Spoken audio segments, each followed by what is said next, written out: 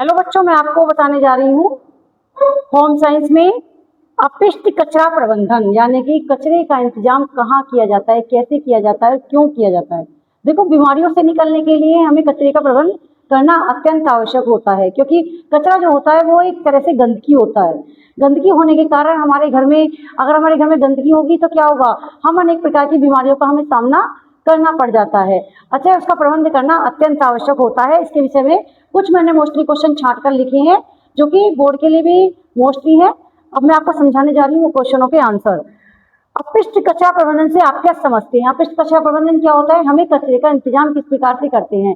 अब हम कहते हैं कि झाड़ू लगाते हैं, झाड़ू लगाने के बाद जो कचरा निकलता है वो कचरा हो या फैक्ट्रियों से निकलने वाला कचरा हो, या कहते हैं कि विद्यालय से निकलने वाला कचरा हो, सभी कचरे का हमें प्रबंध करना पड़ता है।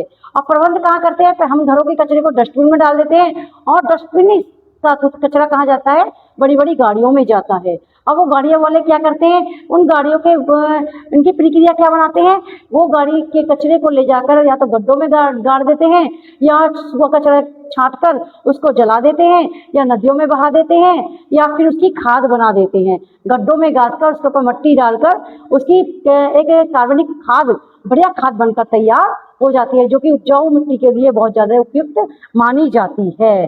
दूसरा क्वेश्चन है कचरे को नष्ट करने के उपाय।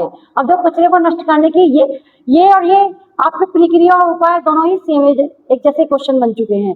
प्रक्रिया यानी कि हमने किस प्रकार से उस कूड़े को नष्ट किया, किस प्रकार से हम कूड़े का प्रबंध किया, और प्रक्रिया इसके उपाय भी यही है कि उपाय किस प्रकार से, कि जलाकर किया, दबा कर किया, या बहा कर किया, या हमने उसकी खाद बनाकर किया। हमने किस तरीके से कूड़े का प्रबंध किया है, यही इसके उपाय बन गए। केवल क्या है, मैंने इसको पहले भी आपको डिटेल में लिखवा भी दिया है और अच्छी तरह से समझा भी दिया है। यही इसके उपाय कहलाते हैं, जिसको डिटेल पूर्वक लिखा गया है।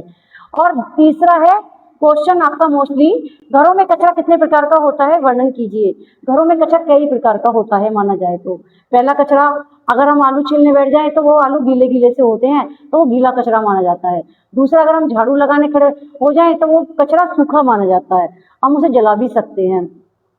और तीसरा, अगर हमने घरों की सफाई करनी शुरू कर दी तो उसमें कुछ गीले कपड़े वगैरह हो जाते हैं, जो हम डस्टबिन में डाल देते हैं, वो वैसा हो जाता है। इसी प्रकार से कुछ बच्चों ने फ्रूट्स वगैरह खाए या कुछ भी खाया, वो तरह तरह का कूड़ा उसमें इकट्ठा हो जाता है, तो वो कूड़ा कई प्रकार का हो जाता है, जिसको हम एक हेडिंग के रूप में लिखकर डिटेल के रूप में डाल भी सकते हैं।